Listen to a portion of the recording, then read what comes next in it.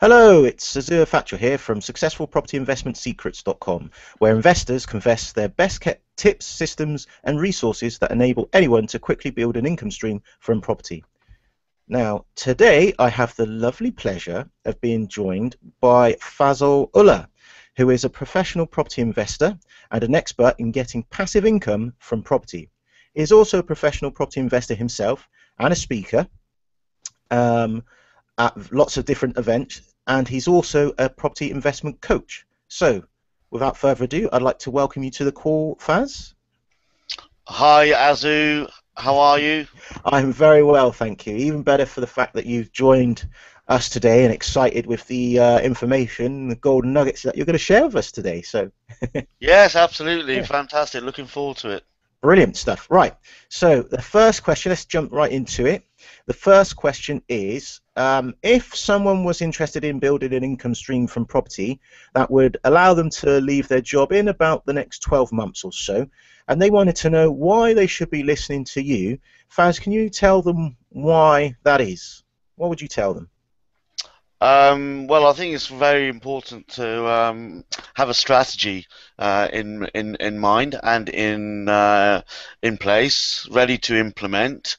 There's so many strategies out there. Now, if we're talking about cash flow, then there's even two or three strategies that you can implement straight away to enable you to do that.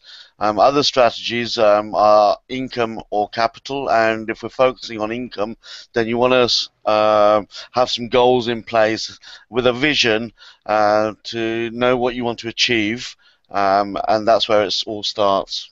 Brilliant. And what's your sort of background in property? Like, what makes you a professional? What makes you, like, why are you able to coach and teach other people? Like, what's your sort of history? Well, I started in property in around about November of 2007, and coming from a retail management background, I was pretty disillusioned with my job, and I was looking for a way out, and I wanted a way of creating wealth. And I stumbled across property. It was only a middle-aged couple that I met on the side of a street that I was admiring their vehicle. It was a BMW, and I asked them what enabled them to purchase that car, and they told me property. So just to cut a long story short, that conversation led me to their house for dinner, where then they introduced me to one or two property gurus. I went to their networking events up in the City of London.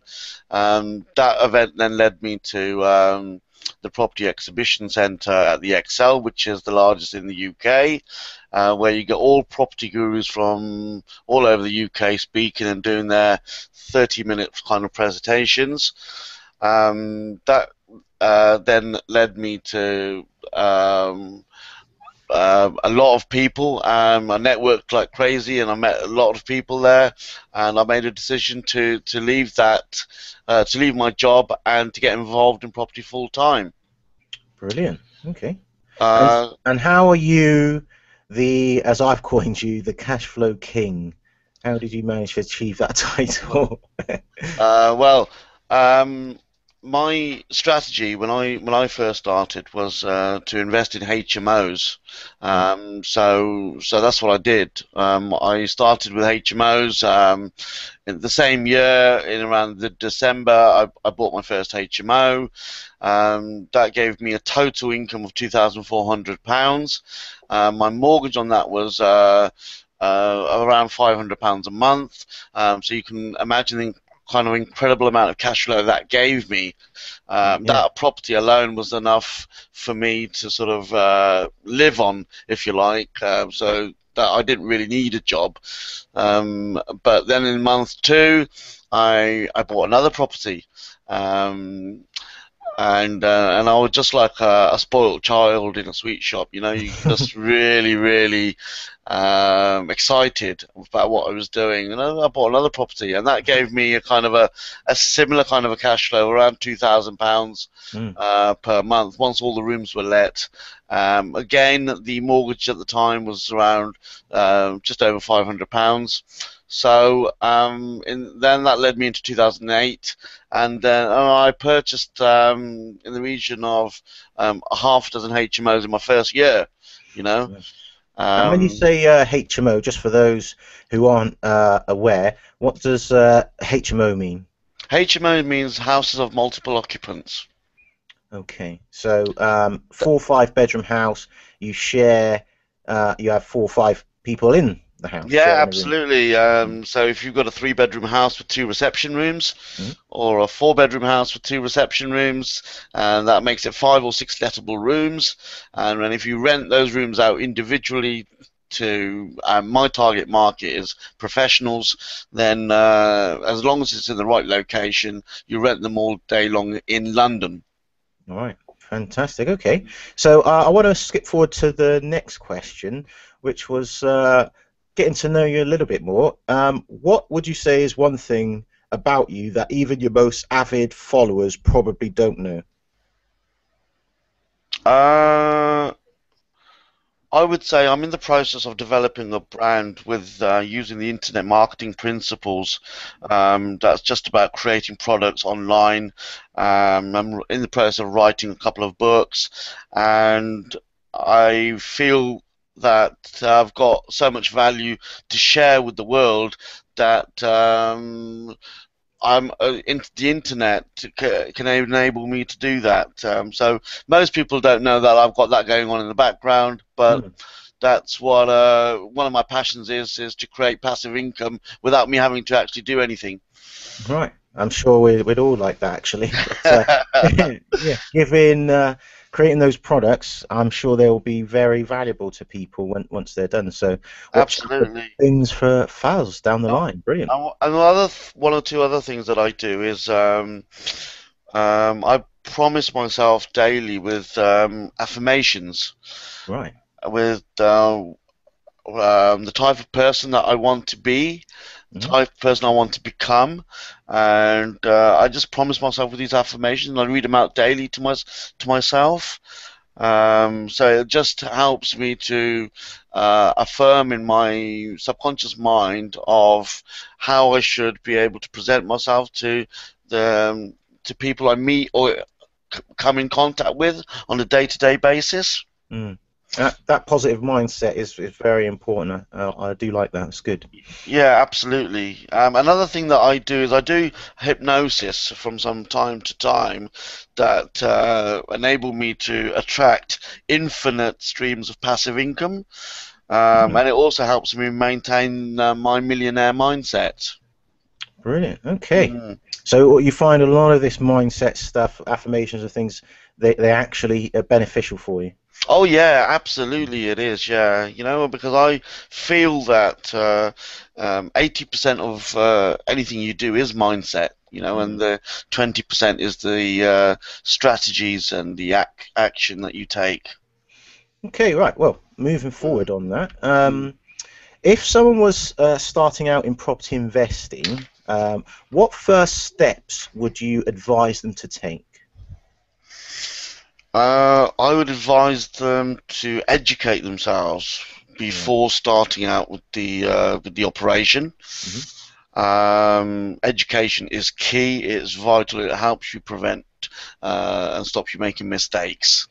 Also, in addition to that, if you want a success now, like yesterday, and you can't wait, it's there waiting for you. You just got to attract those opportunities, and is to find a coach. A coach, someone who's sort of done what you want to do, achieve what you want to achieve. In the shortest space of time, a coach will help you get there a lot quicker. That is a fantastic bit of advice, actually. I think it's one thing getting yourself educated and going on course after course, but if you've got someone that holds you accountable so you can ask those detailed kind of questions that you don't know about until you take your first step on property investing, having someone there, like you've just said, has been there Mm, and done that, it's mm. invaluable to learn from their mistakes and heed their advice so you can get to where you want to go quicker. So I think that's a really good thing to say there, Faz. So Yeah. My next question for you is what's some of the biggest mistakes you've seen people make in relation to property investing in general?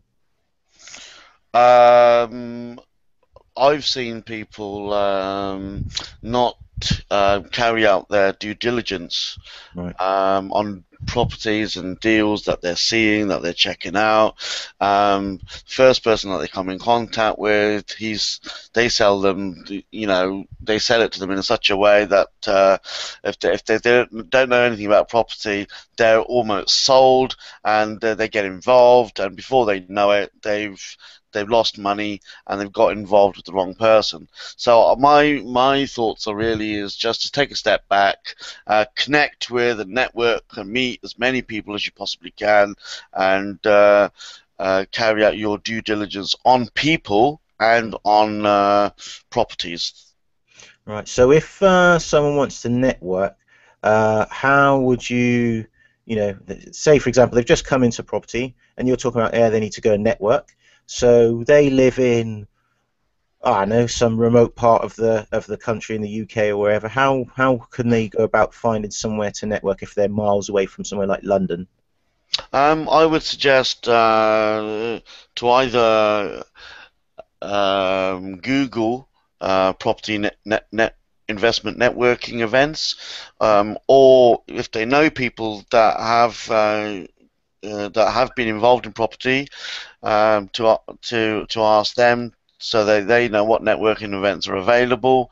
If they start thinking about property, about what they would like to do in property, then automatically they will start to attract resources and opportunities of where to network. And then once they're networking, that will help them identify the people that are doing what you want to do. That will help you pick their brains and joint venture where possible. Even if it's, for example, let me select property sourcing. Some people might think, well, I don't want to do property sourcing in that particular area because there's too many other people doing it. Well, my kind of mindset tells me, well, why do you want to think like that for? The way to sort of turn that round is to think of it as an opportunity to do what you want to do, to help you pick their brains, to work together in some way that they can help you then achieve their goals. Right. Okay. No, teamwork is key. It's not about competition. It's about collaboration. Yeah. So yeah, good stuff. Okay. So if you were looking back and you had to start all over again with no money to invest, what would you do differently or the same? Uh, what would I do differently if I had no money to invest, or the Mm, same? mm, Um, I would I would network a lot more than I did when I first started. mm, I It wasn't until sort of few months down the road that I realised the importance of networking, um, and the importance of doing joint venture partnerships. Um, at that time, I was thinking, well, let me select an area where there's not a lot of people, so I can have more of the market, if you like, but because I didn't want to go into an area where I felt it was saturated. mm, But then when you consider the amount of people involved in property compared to the amount of people in the UK or in London, for example, it's actually no comparison. So I would network, uh, go to 2 or 3 networking events religiously every single month, and I would set a target of meeting 5 or 6 new people at these events each month. mm. And if I go to 4 and I've met 5 people at each event, then that's 20 people that I could connect with, that I can network with, that I can build a relationship with, that can help me. And Mm. 20 people each month is a lot of people, Yeah, that you is. know. Yeah. And all you need is two or three of them that will help you raise and fund your first one or two deals. So I think there's plenty of opportunities out there. You just have to know what you want, really. I've got a side question for you, following on from what you've just said, because I've been to a number of networking events. I go to a couple regularly every month, and one thing I see is people always either stand up if there's a service provider sort of point in the networking event, or to voice that they've got this deal or blah blah blah. Essentially, they say, "I'm looking for someone with money to invest." Now, imagine I'm Mr. Moneybags. I don't really want to turn up to somewhere where I don't know all that many people, with everyone constantly asking you to give them some money. So, as someone who has no money and I'm looking for Mr. Moneybags, obviously I want to approach him in a way that doesn't put him off. So, do you have any tips for how to elicit money out of people, or how to approach people that potentially you could do JV partners with? Yeah, sure. The title that you need to sort of be mindful of is angel investors, is what we're looking to attract. Right. And I feel that going to these networking events where you stand up as a service provider is a fantastic opportunity to present yourself and sell yourself, because you don't know who's in the crowd. At some of these events, there's over 100 people, and you just don't know who's going to be looking at you. And yes, you have to come across very presentable and very approachable and very likable.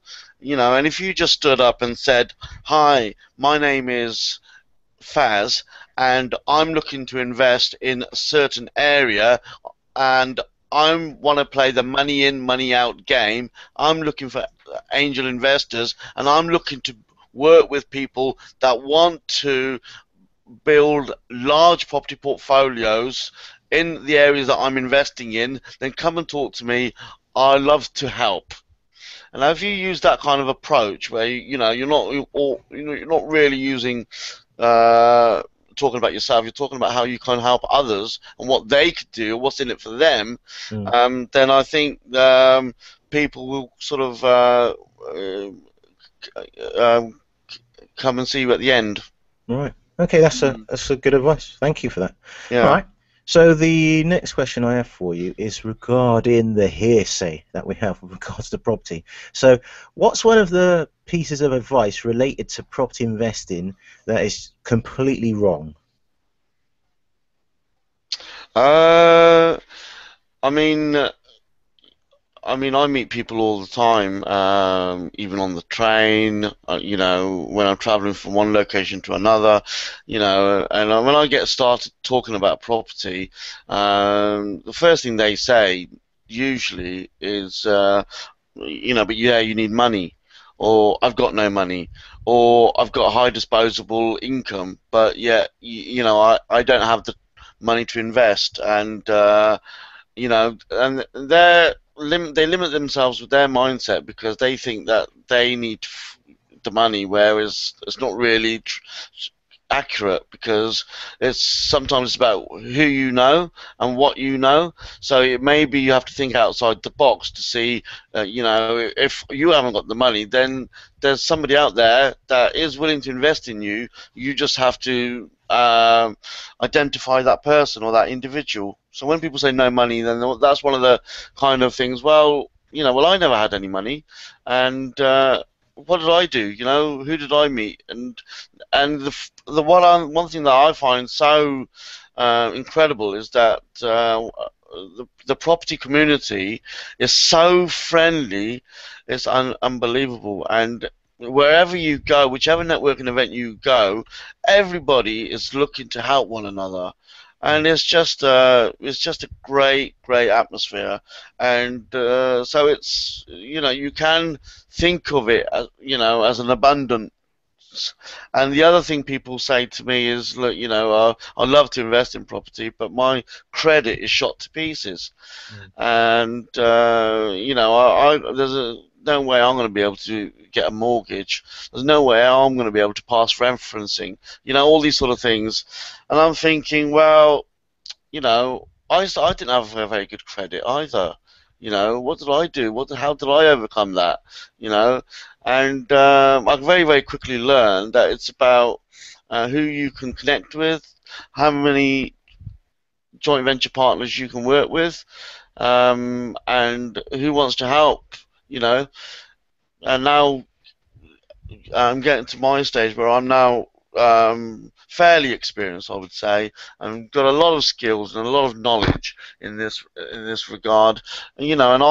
And people come up to me and says, "Well, look, I don't know Scooby-Doo about property, but yet I've got the time and I've got the money. Can you help me?" I said, "Yeah, sure.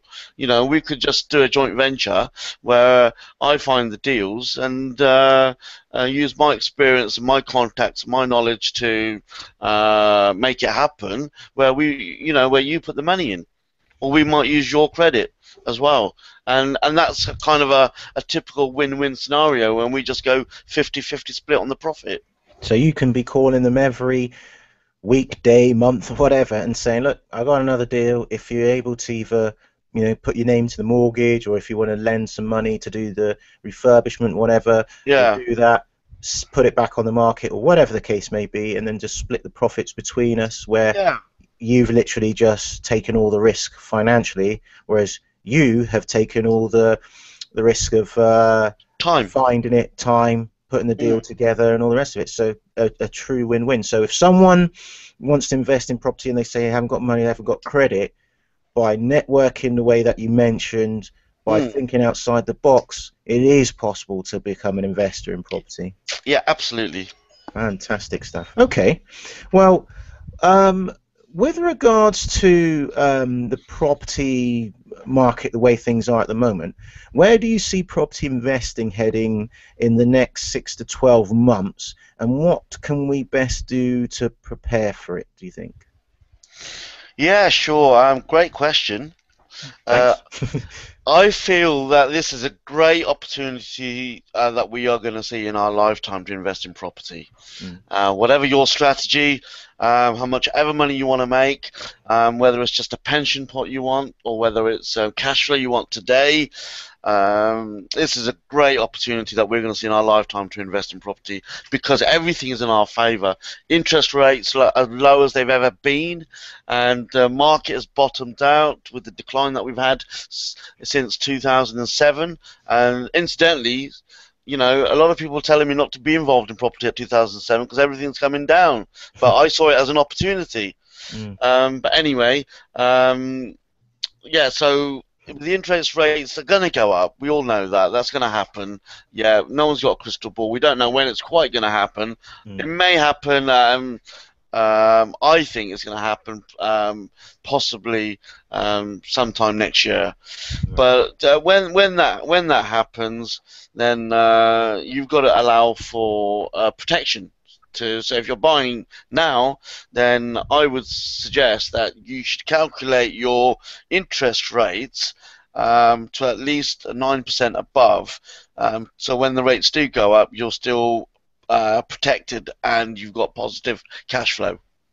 All right. So if the interest rates are, what is it, a couple of percent now, 2 or 3% or whatever, you're saying you should be doing your calculations when you're doing like your due diligence, for example, see if a property cash flows at an interest rate of about 9, 10, 11, 12%. Absolutely that. Yeah, absolutely that.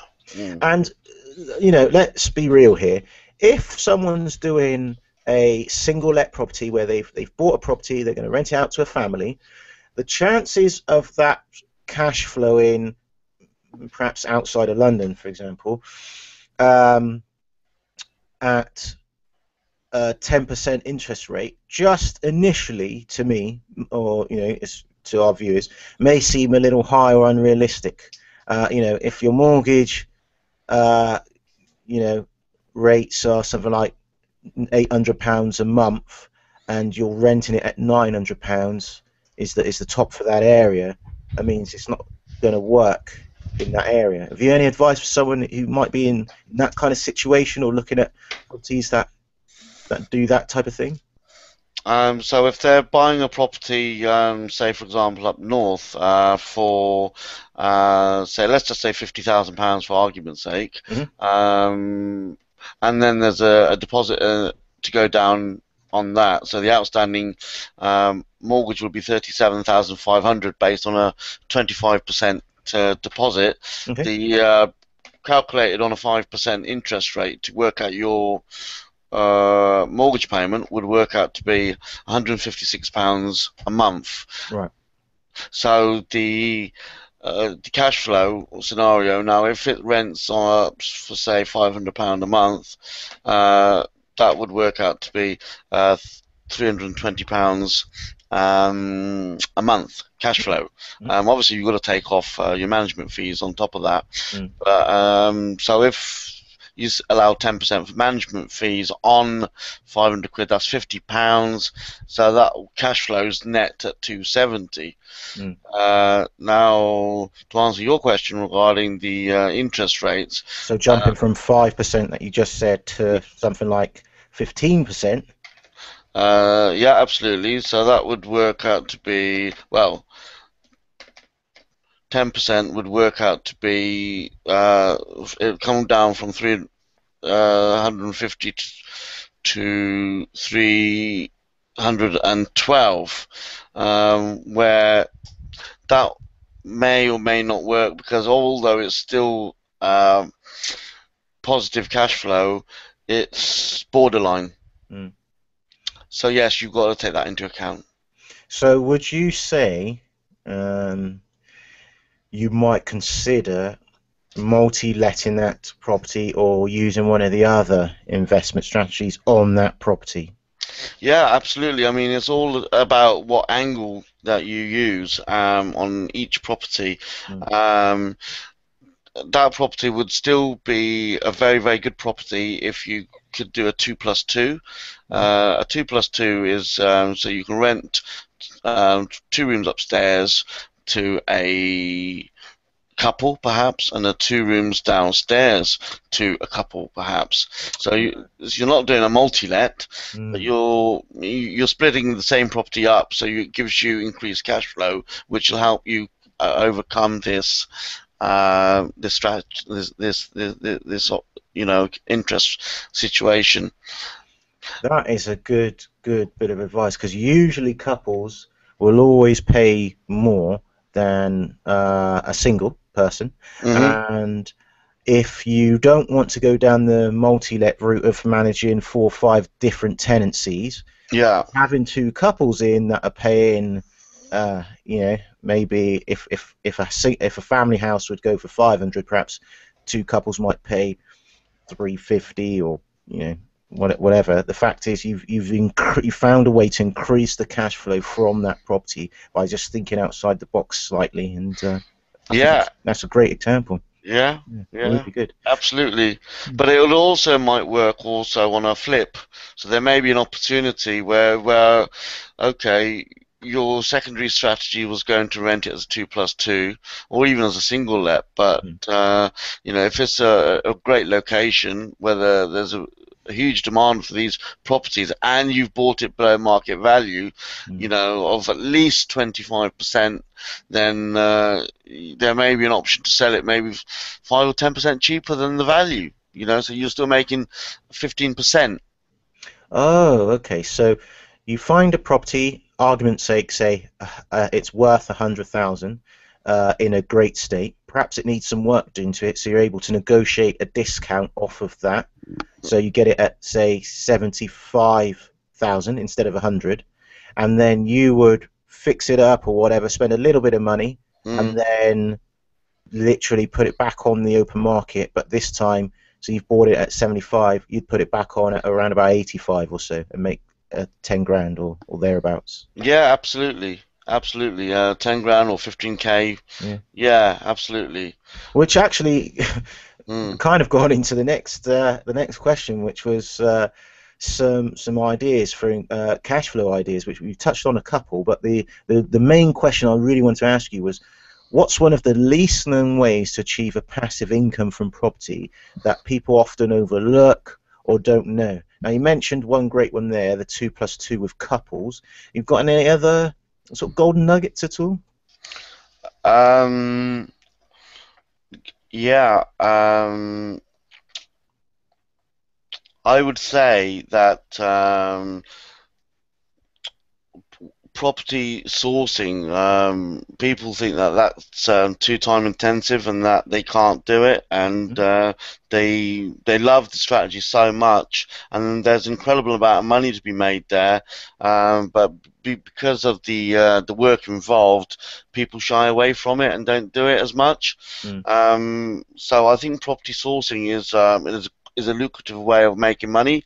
mm, It was very hot when I first started. There's a lot of people doing it, mm, um, but I think a lot of people have sort of moved away from the idea, really. But I still think there's an opportunity there because there's a lot of investors that are looking for great deals and all over the country.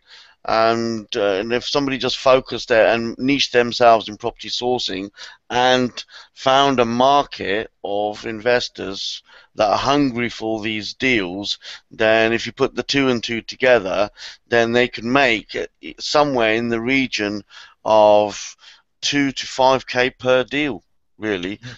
depending on where they pitch themselves.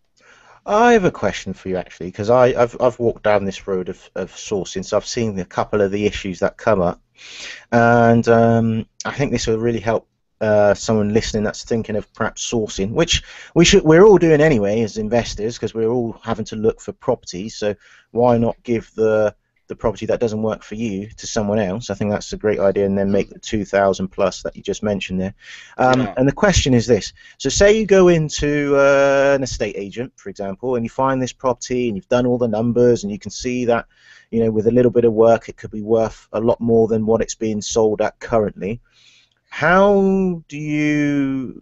Well, my question is, what's a good way to tie up a deal with that's on with an estate agent? Because obviously estate agents, they make their money from the sale. So if you're saying, oh, hang on a minute, I'm not going to buy, it's going to be one of my clients or other investors, and they're thinking, oh god, here we go, you've got to wait ages and all these different things. What's some good tips to kind of tie up the deal with the estate agent? That's really the question.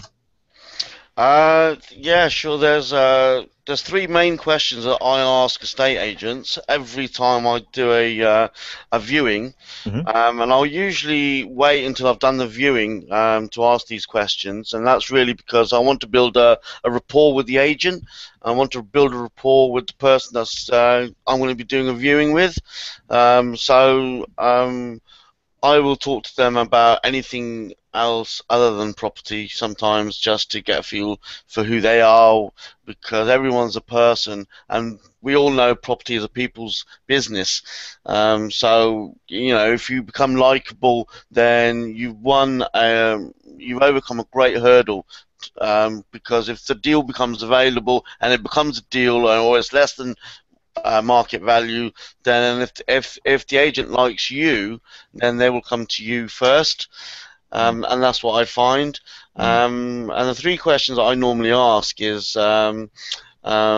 first is how long has the property been on the market? Hmm.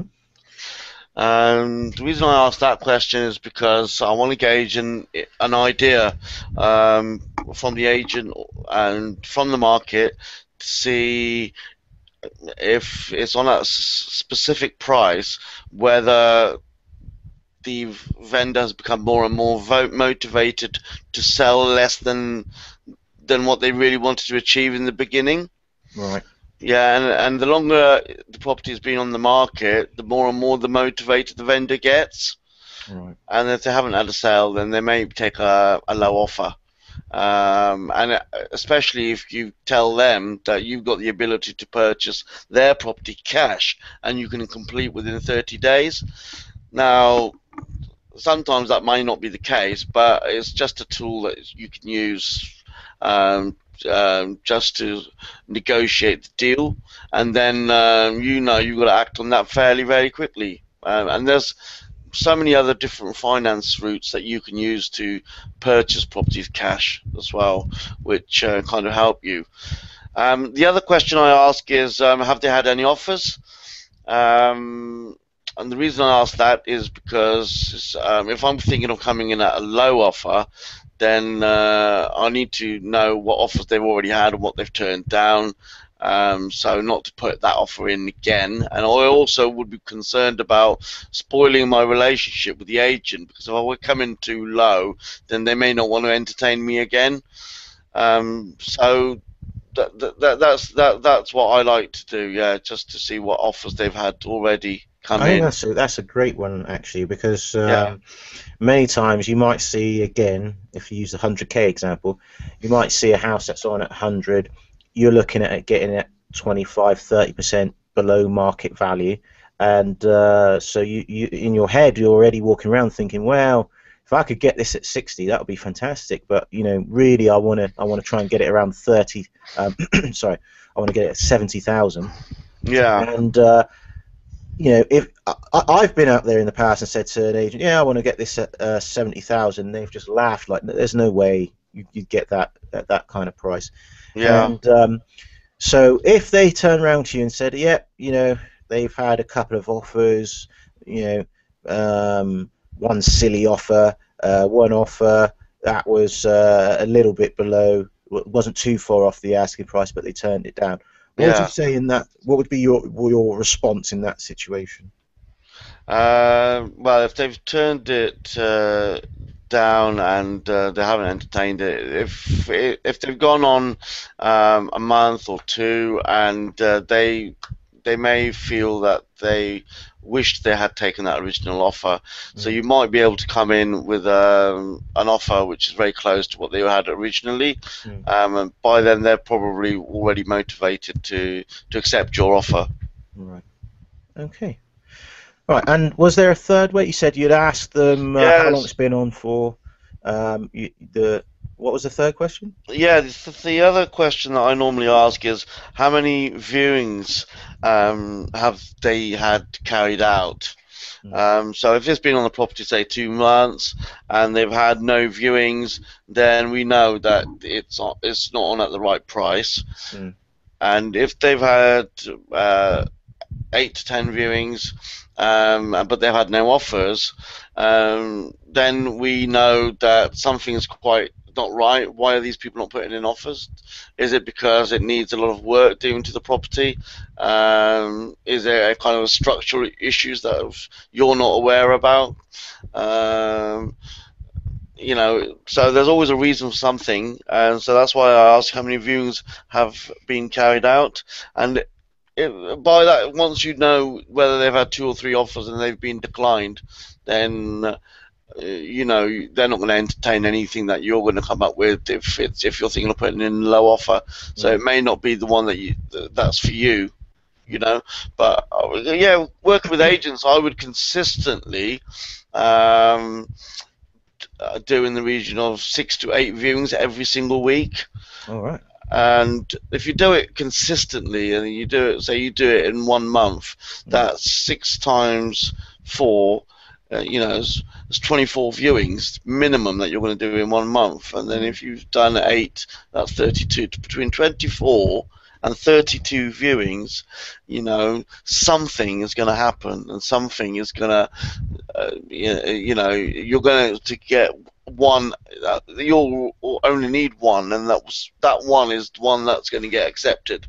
yeah. And if it doesn't happen in month 1, then you just keep at it and do it in month 2, same again in month 3. But and most people have got full-time jobs, so their kind of thing is that, oh, I haven't got time to do this, I've got a job, how do I do this? But they've got Saturday, they've Mm, got some people have got one day off during the week, they've got that day, and some people have got evenings, so I mean we're only talking about 6 to 8 viewings a week, mm, which can be done, one a day, yeah. or spaced out and do 2 half days, of these viewings. But yeah, it's all about your time management, and it all boils down to what you want to achieve. And if you want it bad enough, if you want it badly, and you want it really, really badly, then you'll do anything it takes, whatever it takes to get it. Yeah. No, I think you've given us some fantastic ideas there, and the fact that you know find time to do it. Just if it's one a day, if it's 2 days, you do 4 viewings and 4 viewings or whatever. Just get in and do it, because a viewing really doesn't have to take much more than what, 20 minutes or so. Or how long's your average viewing now that you know what you're looking Yeah. for? I space my viewings about an hour apart. Right. And that gives me more than enough time. Mm. Just to give you an example, I mean, I was out there on Thursday in southwest London, and my car's in the garage. My BMW's in the garage because it's the turbo's gone on it. And Mm. I'm not going to look at getting that back for another few weeks. Mm. So a lot of hurdles, like how am I going to get to viewing, it can easily be overcome. It's just how you position yourself with the agent, and is it okay if you're speaking to the agent, is it okay if I meet you at the branch and we go along together? Mm. And that gives you an opportunity to build a relationship with the agent as well. And then your next viewing with another agent, is it okay if I meet you rather than meet you at the property? You don't have to tell them your car's in the garage. You just say, Mm. look, is it okay if I meet you at the branch and we can go along together? And they say, yeah, no problem. And the other agent that I had a viewing with said, yeah, we can walk there. Actually, it's so close to the branch. Mhm. Yeah. So these obstacles, and they can very Yeah. easily be overcome. Okay. Yeah. All right. Well, moving on to the next one, because I've got some more nuggets that I want to elicit from you. All If, right. if Okay. listeners can only do one thing based on what we've talked about today, what would that be? Get yourself a coach that Right. walks you through the processes step by step. Mm.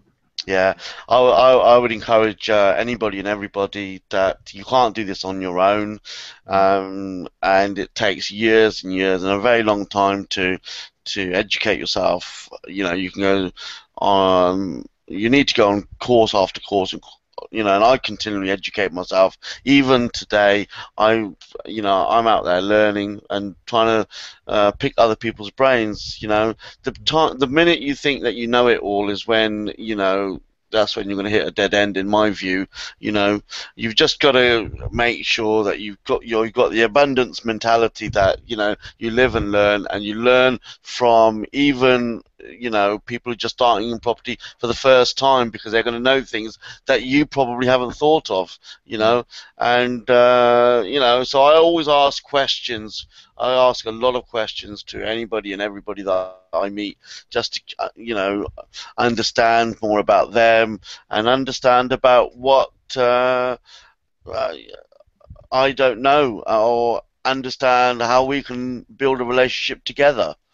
Okay. So getting a coach, that's we've covered that, why that's important, and I think you raised a couple of things there that I think are quite good that I would like to address, which is you're continually learning this. You look at just the way the government legislation is and things like that, where they're constantly evolving, so things change. What you thought you knew maybe changed slightly, so it's important to be continually learning.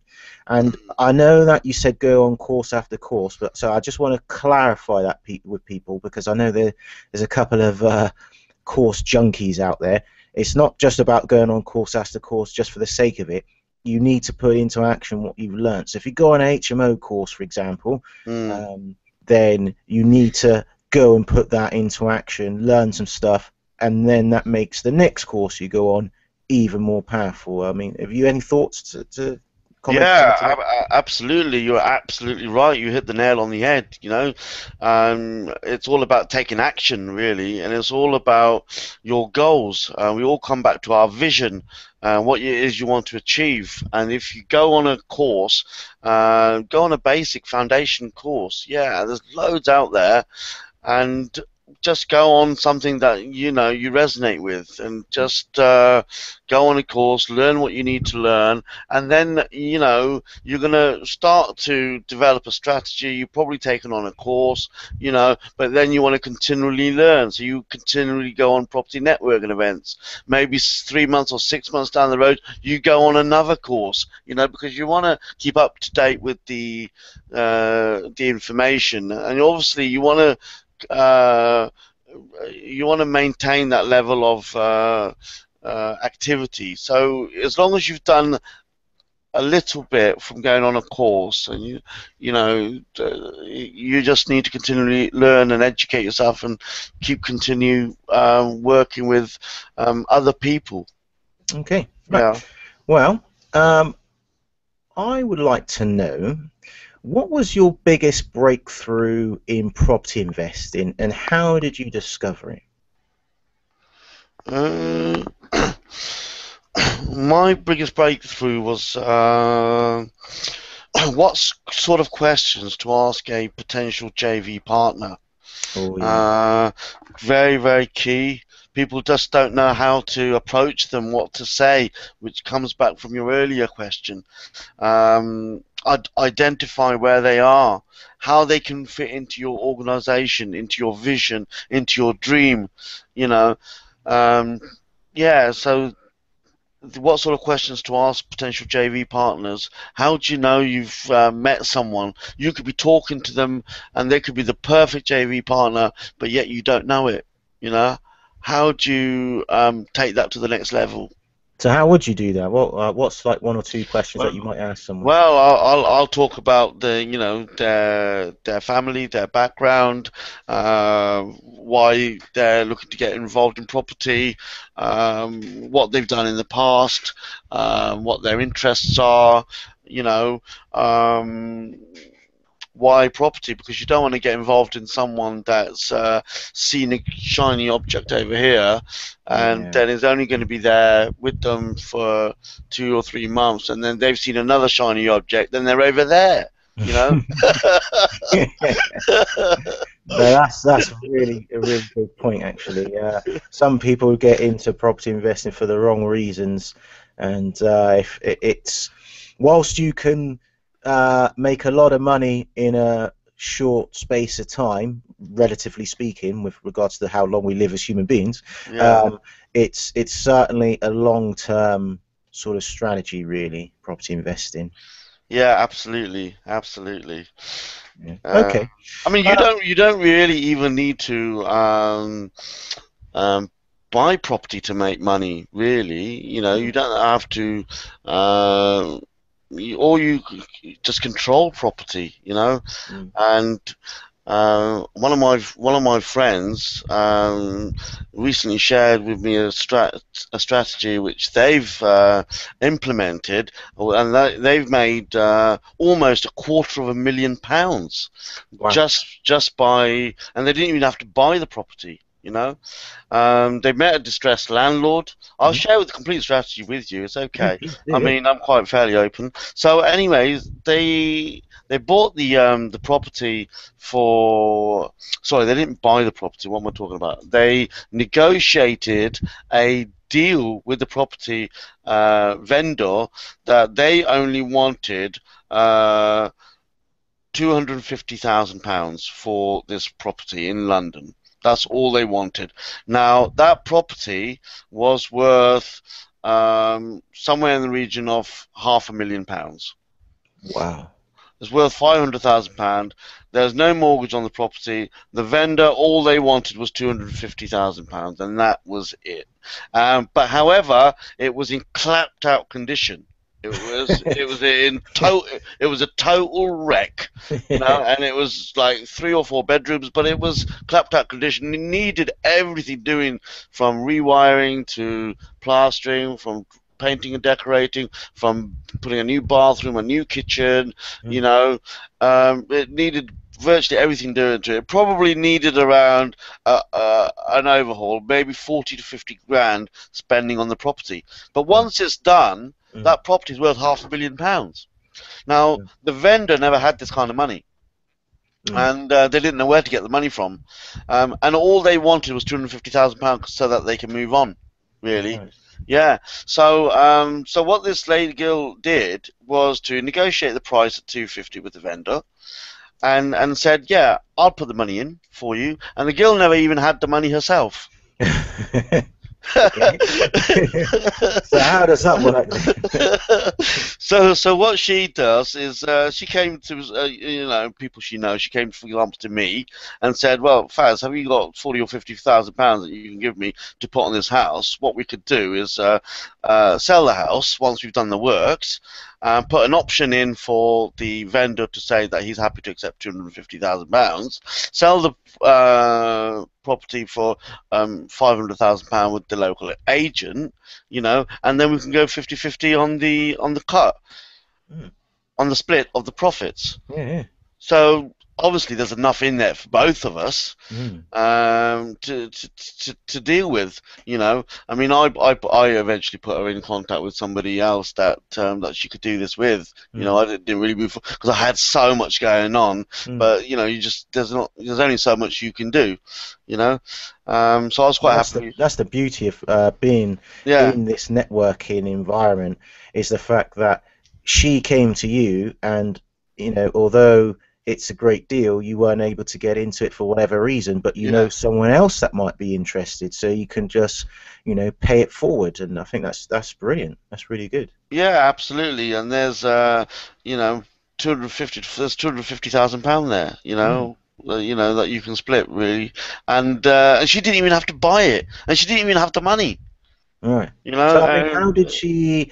So I'm guessing you mentioned options. There's a little bit of advanced strategies here for our listeners, but I would yeah. imagine it's something along the lines of you do some sort of legal paperwork with the vendor that says you've the right to buy the property at some date in the future, and you have an agreement in place that allows you to start fixing up the property and doing works on the property, and the JV partner that you passed her on to gives her the 50,000 to actually do the works, so that it's completed, and then you just get the local estate agent to find a buyer who then exercises the option to buy at whatever Yeah. price. Yeah, absolutely. The agreement is the most important thing there because Yeah. you don't want to be in a situation where you put in so much money into a property Mm. and then the vendor says, "Oh, actually, I've I've changed my mind." Yeah. You know. So the agreement, yeah, it has to be solicitor stamped by the solicitors, and it has to be an Mm. official document that you Yeah. have to put in place. But any solicitor can do that. Ah. And Yeah. do you know how, or did she mention how she found the vendor at all? Because I imagine if you saw a deal like that with an estate agent, they're going to be a little bit, they could be a little bit funny with regards to this kind of creative strategy. Well, it was funny enough because I met her in a networking event, Mm. and she came to me as an investor to invest in my one of my companies. All right. And we were talking about that really, Mm. and but it just so happened that there were other things that she wanted to share with me and discuss with me and see what we could do, and because she was thinking outside the box, Mm. and I shared with her exactly what I would do with that property.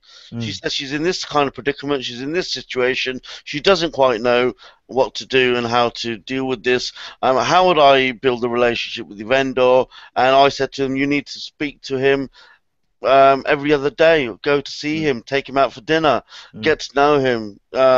Understand more about him, build a relationship with him. That's going to be the key thing that's going to get you this, Mm. because it sounds like an incredible opportunity. Yeah. And how did she find the vendor in the first place? Yeah, she said she's known the vendor for about 2 or 3 weeks. Mm. She's spoken to the vendor 2 or 3 times. She met them face to face once, and 2 or 3 times they spoke on the phone.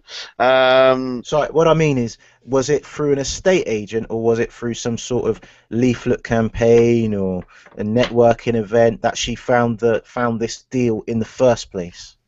oh no, it was through an estate agent. Oh, really? Wow. Yeah, yeah, Wow. yeah, So it yeah. can work. An estate agent Yeah. can give you a lease option deal. Well, no, it doesn't quite work like that because estate agents don't really understand lease options and purchase options and anything about options and anything. If they know, if you talk to them about options, they don't want to know you because they don't Yeah, understand it really. yeah, So you're gonna speak to the agent as if you are buying it. right. That's it. And Yeah. it's complete your strategy, completely separate. All the agent is interested in is the buyer and how that Mm. they've got someone in place that's buying it. So how on Uh, earth did she get to speak and have dinner with the vendor if he was being the gatekeeper was the estate agent? Usually they like to keep the buyer and the seller at arm's length. yeah, sure. So once she's carried out the viewing with the agent, Mm. the vendor's there, Oh. and they've spoken, Mm. and she's gone away, and then she's rang up the agent again and says that I want to do a viewing in on Saturday night, a Mm. second viewing at 8 o'clock at night. Mm. But because we all know that no agent works at that time of the evening, Mm. they can't make it. Mm. So then they say, "Well, I'm interested in buying it. I can exchange on Monday, but subject to second viewing." Mm. So the agent is not going to want to lose the buyer by not being able to turn up. Mm. So therefore, the agent has got an obligation to work with the buyer to organise a viewing around the schedule of the vendor. I think that is a fantastic idea. Go and have a second viewing in the evening at a time when you know the agent's not going to be around, so you can then have whatever discussions you need to with the vendor. But ultimately, I'm assuming whatever deal you agree, you don't cut out the agent and piss them off. No, no, no, no, absolutely not. No, Yeah. no, no. You still work with them. You want to continue to work with them because you want to work with them long term. So, Mm. as long as you've got the vendor that's happy with you, likes the way you want to work, what you want to do, as long as the vendor is concerned Mm. that you're buying the property, Yeah. you Yeah. know. So when the property goes back on the open market, Mm. once the work is complete, Mm. then she attracts the buyers through her own inquiries online using a portal called Rightmove. Mhm. She'll take the phone calls and then she'll book in the viewings and she will speak to the buyers before they go in and then she will carry out every single viewing. Mm. And the what she tells the vendor is basically I'm bringing along another business partner to have a look Mm. at X. Yeah. Yeah, because as and then the next viewing, I'm bringing along another business partner. You Mhm. know. Yeah. Yeah.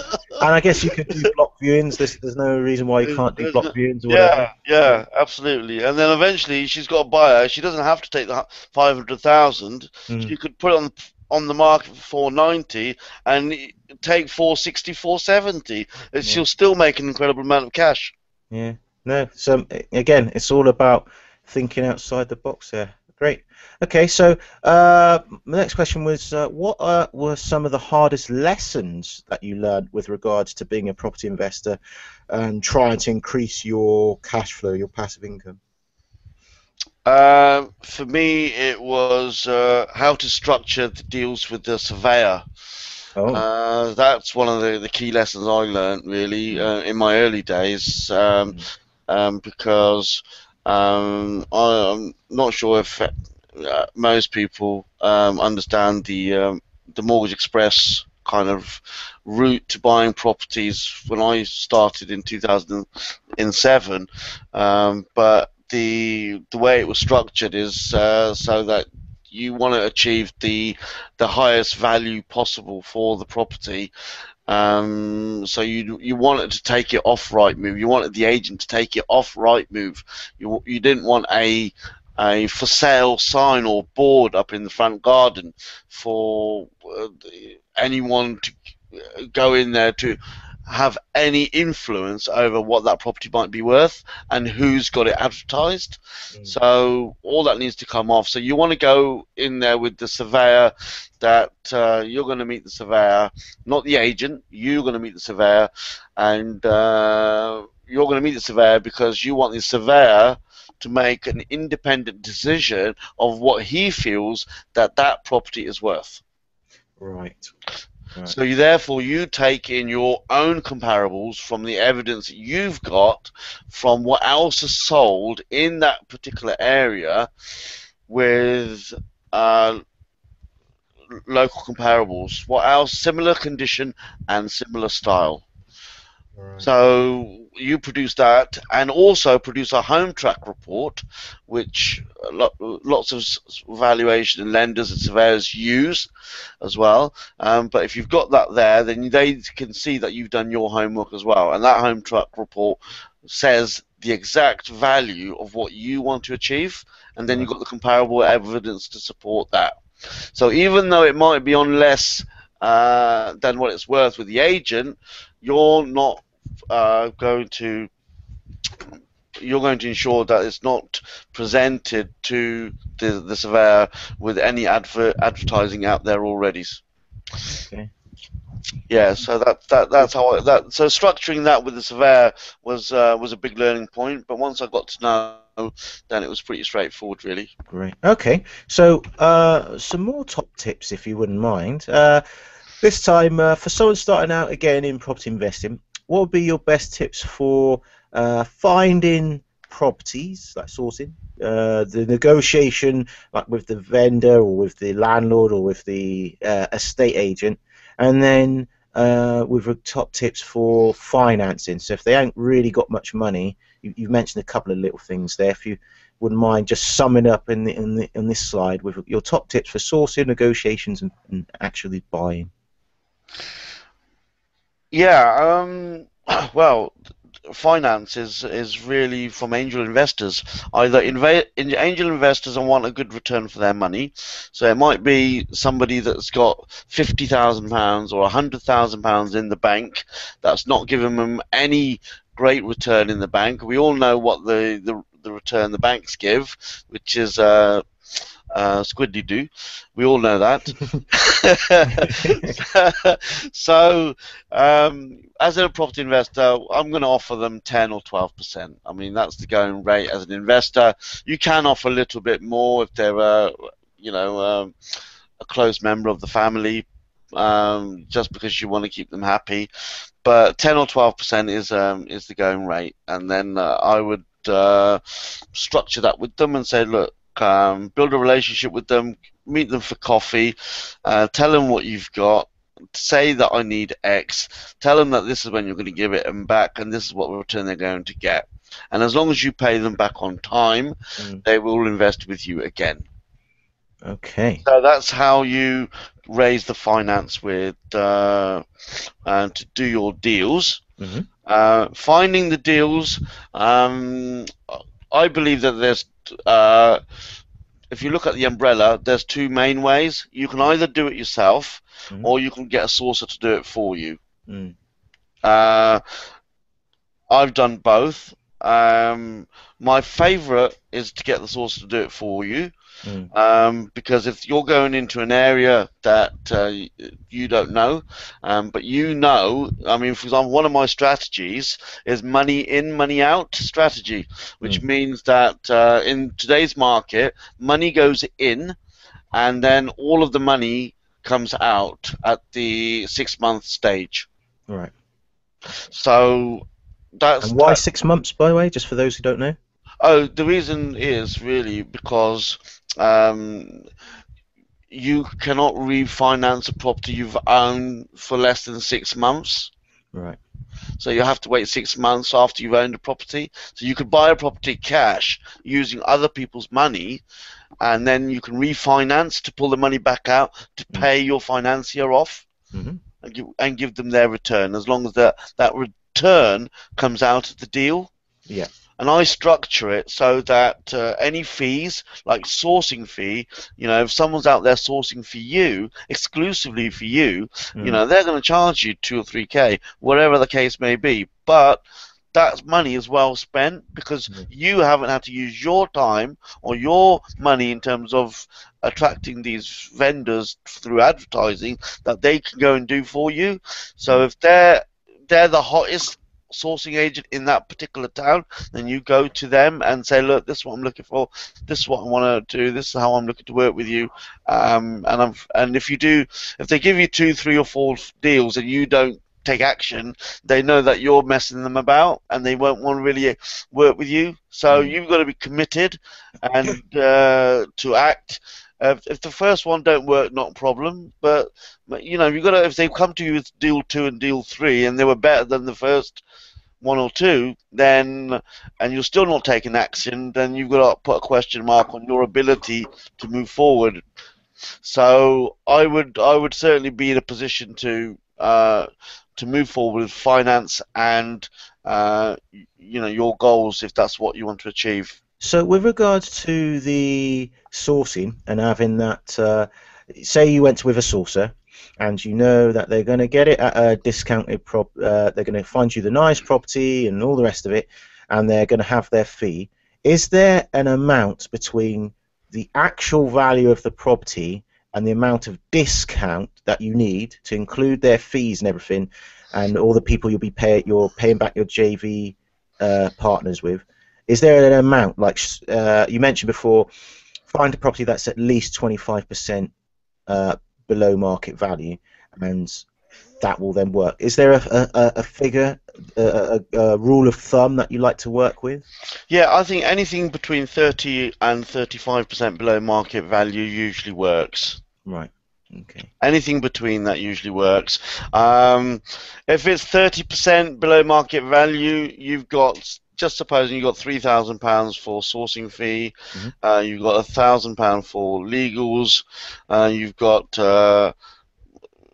£400 for valuation.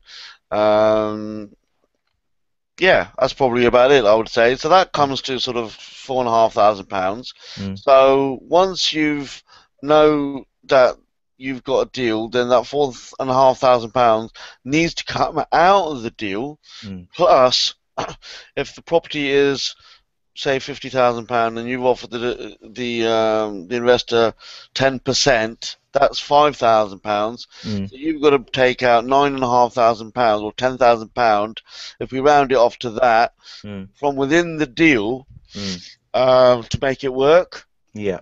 Yeah. Yeah. Yeah, and that's usually somewhere in the region of 30 to 35%. 35% to be on the safe side. Mm. But however, even if it's 30% and you end up leaving, a few grand in the deal, Mm. then the way to think about it is that for the first 6 months, there's Mm. no mortgage on the property. Yeah. So all that cash flow is going to come to you anyway. Mm. So if you're renting out for £500 a month, Mm. times 6 is £3,000. So that Yeah. could alone pay for your sourcing fees. Okay. And so, in your experience, have you found that you're able to get sources?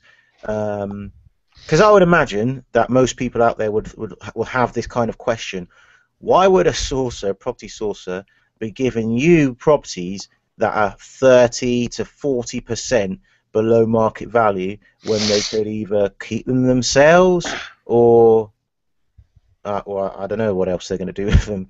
But, Yeah. why are sources going to be giving you deals that are 35% below market value? And actually, the second part to that question is, given that everything's starting to be all rainbows and cupcakes at the moment in the media, where they're saying actually we're now in a buoyant market, properties moving quickly, being able to find these deals that are 30, 35% BMV, they must be quite scarce. So one, can you find them?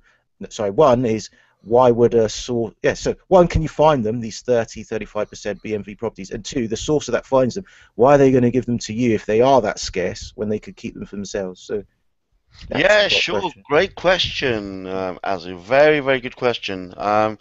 The First of all, London is very challenging. London is a challenge to getting these types of deals. Mm. Anything around 20 or 25% is even a challenge. Yeah. Anything 15% is a challenge. Mm. So, I mean, when I first started in end of 2007, I started in South London, and I was just going out there. And in fact, not only was I doing 6 or 8 viewings a week, I was doing something in the region of uh, 15 viewings a week, because I Wow. just wanted to just get something, and I knew if I did this for long enough, something is going to happen. Mm. Anyway, so yeah, London is a bit of a challenge to get those types of deals, which is why I branched out for that reason. Mm. I did a lot of advertising in London. I did a lot of meeting with vendors. I did a lot of negotiating, and to be quite frank, I didn't do very well at it. Mm. Although it was very good, Mm. how I came across, I just didn't do very well. Negotiating kind of the deals I was looking for with vendors was a challenge in London, Mm. for me. So that's one of the reasons why I decided to branch out. I then invested I bought up in Nottingham, I bought in Kent, I bought in South Wales, and in fact, South Wales is one of the areas I'm investing in now, Mm. because I know sources there. I'm getting to know more people. I'm going there this week to meet some more sources, and just to get to know people that are bringing you these deals. I've had a deal on the table a few days ago. This deal is £44,000 purchase price, £6,000 refurb costs. On the open market value, end value would be worth around £70,000. It's Oh. a three-bedroom terraced house. It works beautifully. So I'm in the process of talking with my sourcer regarding that at the moment. I'm going to see it this week as well, Mm. and the cash flow is also is I could do 2+2 on that, and so no matter what happens with interest rates, I could. I'll still be in a positive cash flow situation, and any investor who buys be it below market value knows they make their money when they buy, not when they sell. Yeah. So anyway, that's that. So yeah, and why wouldn't a sourcer not want to take it for themselves or give it to their close family member, and Mm. all that sort of stuff? So I would say this is the source's business. They've made a company out of it. This Mm. is what they want to do full time. They want to continue to serve other investors that want to invest in that particular area, and they want to make a sourcing fee from it. And if they are charging £3,000 a pop, then you know all they need is three or four of them, and they've got over 10k. And if they do that a month, and then that's more than they would have got from renting the property out. Yeah. Yeah. And if they've got to a certain level where they've bought loads and that's it, they've achieved their goal, they want to now work, they feel that that's their strengths, because as they were buying, they've learned how to do what they want to work and serve other people and make even a lot of money, because there could be a lot of money involved by the time they've serve other investors. So there are um, still below market value deals out there, but you might just have to go a further afield than where you currently looking, especially if you live in London. And the second part is a sourcer's mindset is different. Their mindset is I have a sourcing company where I find people properties, I find solutions to the problems that they have. So if your problem is I want 30 to 40% BMV property, they will try and solve that for you as best they can. Absolutely.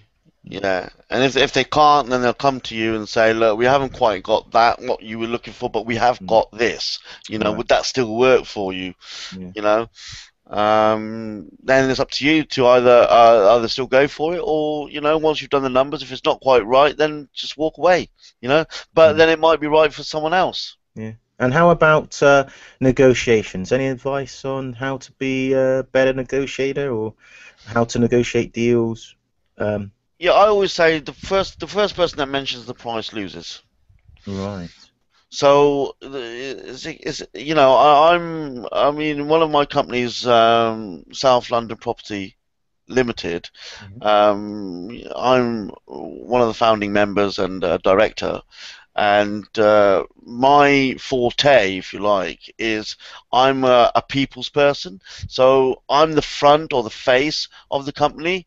Mm, So my key quality and attribute is to negotiate with the agents yeah. and bring deals to the table. Mm, Where then my other one or two colleagues, their focus is more kind of admin, doing the legals, doing the contracts, doing the paperwork, sure. and then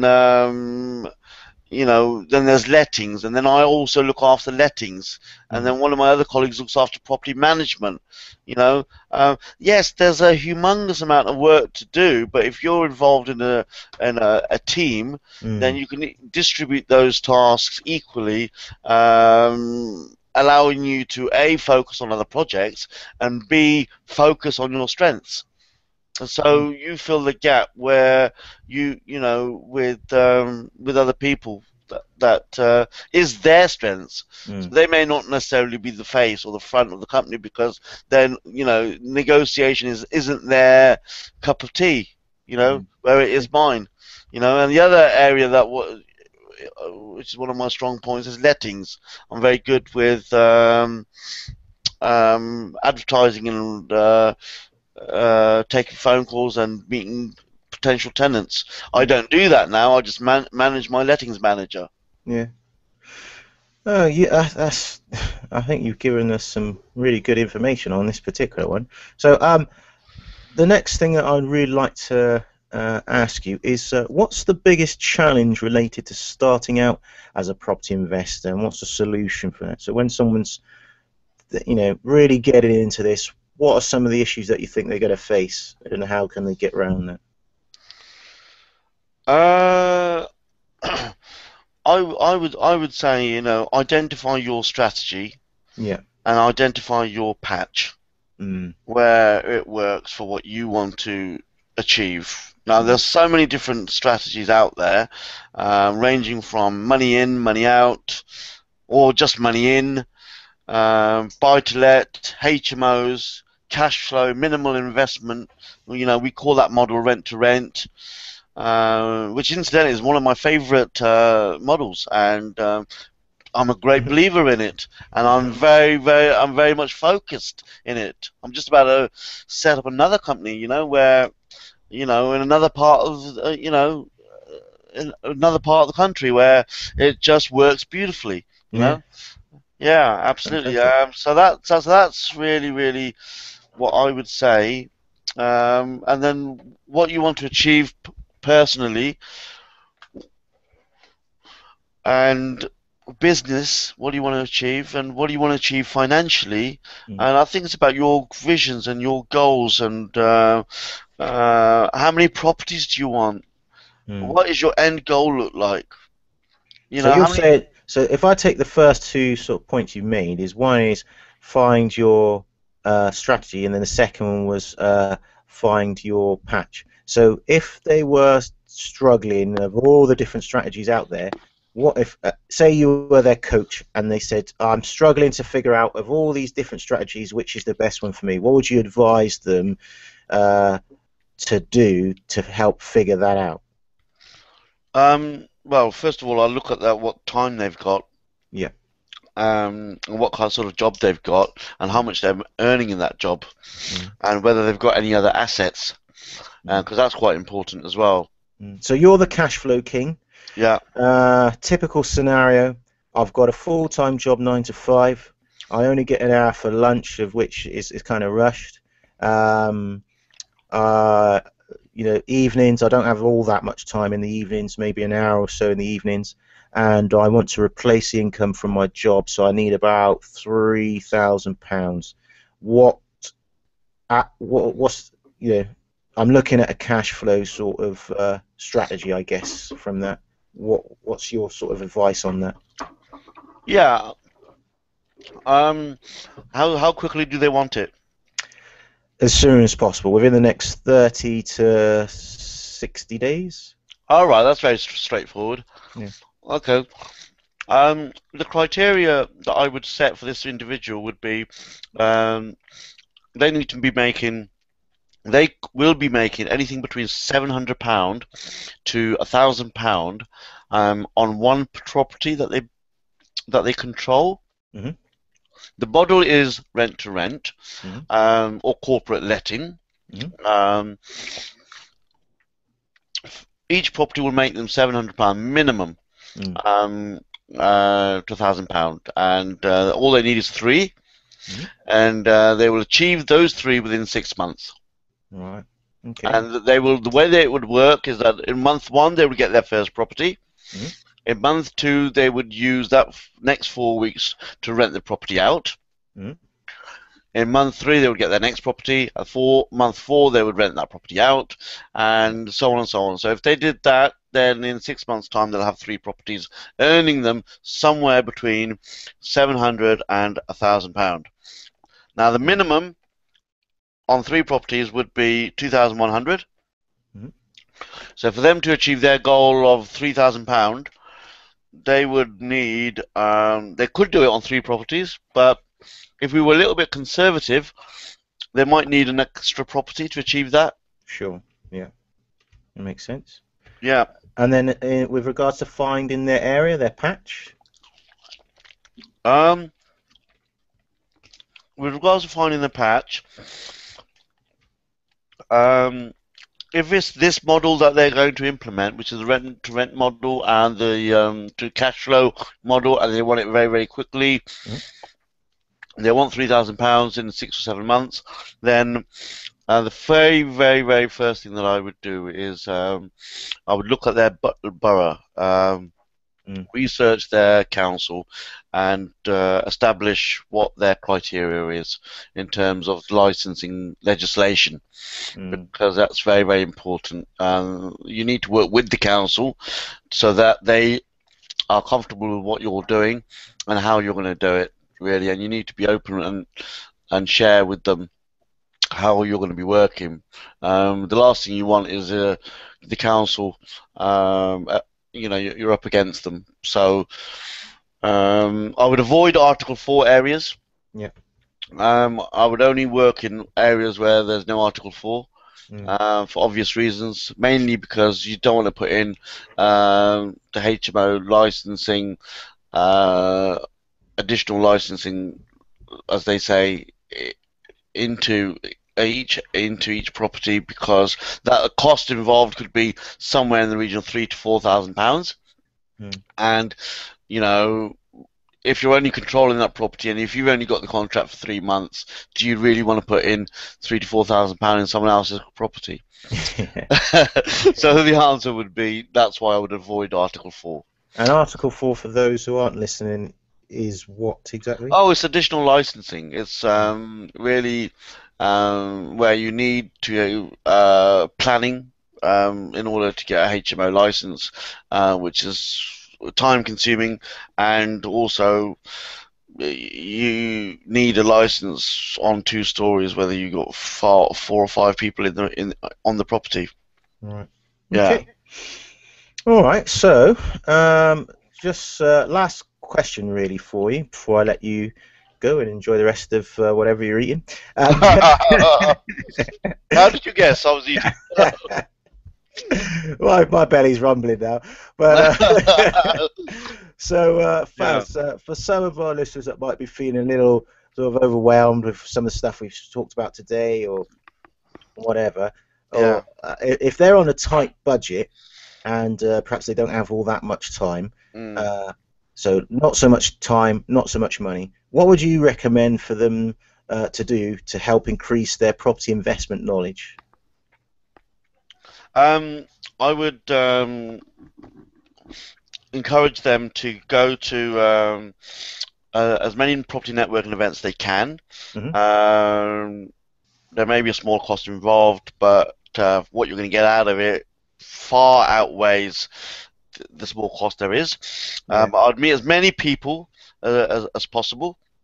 I'll talk to lots and lots of different people about what to do and about how to do it. I would liaise with experienced people, and uh, if you can imagine a seesaw, for Mm. example, and I was getting involved for the property uh, for the first time, and on the left-hand side, you've got someone who's experienced, someone's knowledge, someone's skills, someone's contacts, someone's resources. You've got all that. That person exists out there that is willing to work with you. Mm. You just got involved in property, right? So obviously you need to bring something to the table. Right. What are you going to bring to the table is what you're going to be thinking about. Yeah. So on the right hand side might come credit. Mm. You might have good credit. It might be money. You Mm. know. Now, as you'll say, is if you're on a tight budget, then you know. Whereas you've got that kind of structure, that kind of setup with someone, you know, and if you're bringing money to the table, then who can you partner with to help you raise the cash that you need? Right. So money doesn't have to be your money. It could actually be someone else's money that you can bring to the table. Yeah, absolutely, Brilliant. absolutely, yeah. Okay. Yeah. Mm. All right. Right. So, thank you very much for all the fantastic golden nuggets and bars that you've been dropping on us today. Fantastic, yeah. If someone wanted to get to know you more or contact you Yeah. with regards to property investing and stuff like that, and you know, cash flow and that, what's the best way for them to go about doing so? Well, they can email me. Mm? This is my direct email, it's my personal email, and I only give it out to special people. So, so here it goes. It's fazpropertyexpert@live.co.uk. Brilliant. That's the one that's on the screen there as well. FAZ, so for Faz, property expert at live.co.uk. Yeah, And I do have a website, yeah, and it's a fairly recent website, so I just sort of got it together to give people an idea, you know, who I am, what I do, and what I've achieved, and my kind of property journey, if you like. And that's www.myname, which is Faz, short for Fazal. So Faz is kind of short. mhm, Anybody who knows me calls me Faz. And then it's Ullah, ULLAH.com. lovely. Again, that's the one that's on the screen. So fazullah.com. Brilliant stuff. Mm-hmm. Okay, thank you very much, Faz, for helping us out today by giving us such valuable information. Yeah, you're very welcome, Azu. You know, and I don't hold anything back. You know, I speak from the heart, and I'm very passionate about what I do. Brilliant. Well, everybody, thank you very much for listening. If you've enjoyed the video today, please make sure you like and share it with a friend so they can benefit from the information as well.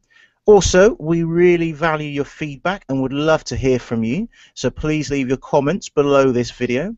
If you want any more information with regards to property investing secrets, please be sure to check out our additional resources by either subscribing to our YouTube channel, where we've got lots of other great videos, or connect with us on Google+.